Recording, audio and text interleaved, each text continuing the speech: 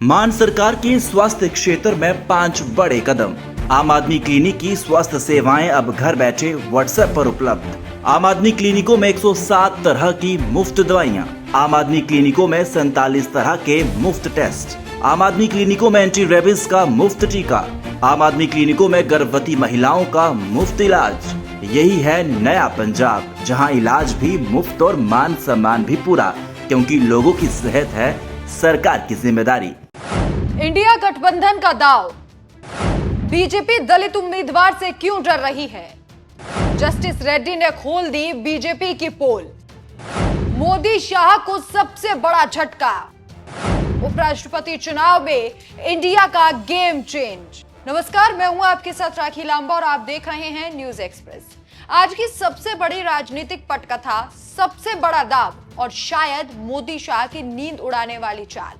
India गठबंधन ने उपराष्ट्रपति पद के लिए जस्टिस रेड्डी को उम्मीदवार बनाकर ऐसा मास्टर स्ट्रोक चला है जिसकी गूंज संसद से लेकर जनता के दरबार तक सुनाई दे रही है। यह सिर्फ चुनाव नहीं, यह सत्ता के अहंकार और विपक्ष की रणनीति की सीधी सीधी टक्कर है, क्योंकि बीजेपी का अहंकार इन दिनों सिर चढ़कर बोल रहा है। बड़े बुजुर्ग कहते हैं कि अहंकार तो रावण का भी नहीं रहा। अब आप सोचिए कि बीजेपी का अहंकार आखिर कब तक चलेगा। 9 सितंबर को उपराष्ट्रपति पद का चुनाव है, लेकिन उससे पहले बीजेपी का अहंकार सभी के सामने आ गया। विपक्षी दल के उम्मीदवार सुदर्शन रेड्डी को बीजेपी का शीर्ष नेतृत्व मिलने तक का समय नहीं दे पा रहा है।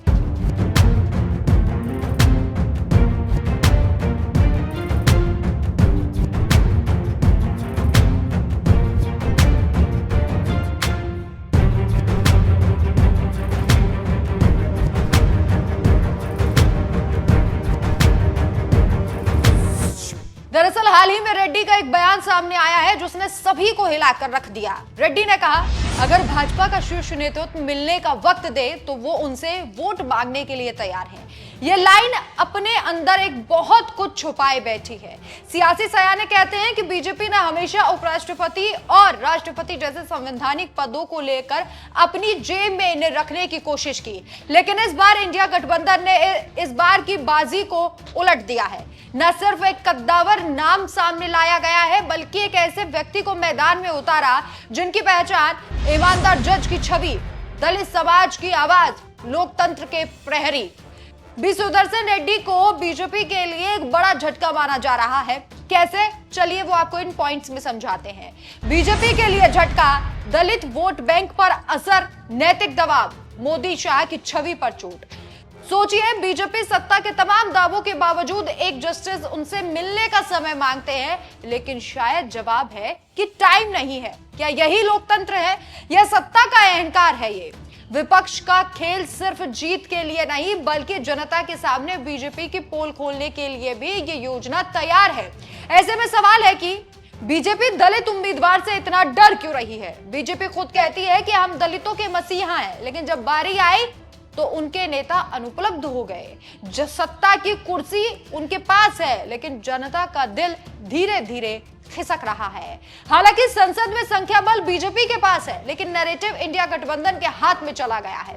यह सिर्फ पद की लड़ाई नहीं, बल्कि लोकतंत्र के मान सम्मान की लड़ाई है। जस्टिस रेड्डी के हर शब्द में एक सवाल छुपा है कि क्या बीजेपी नेताओं के पास उनसे मिलने का समय नहीं है, और इसीलिए वो बार बार इस बात को दोहरा रहे हैं कि क्या शीर्ष नेतृत्व उन्हें मिलने का समय देगा तो वो उनसे भी वोट मांगेंगे। यानी कि अगर उन्हें उम्मीदवार बनाया गया है तो उनका कर्तव्य है कि वो सभी से वोट मांगे, और इसीलिए वो मिलने का समय भी मांग रहे हैं। लेकिन शायद बीजेपी उन्हें मिलने का समय नहीं दे रही है, क्योंकि कहीं ना कहीं बीजेपी के मन में ये डर है कि कहीं भी बाजी पलट सकती है।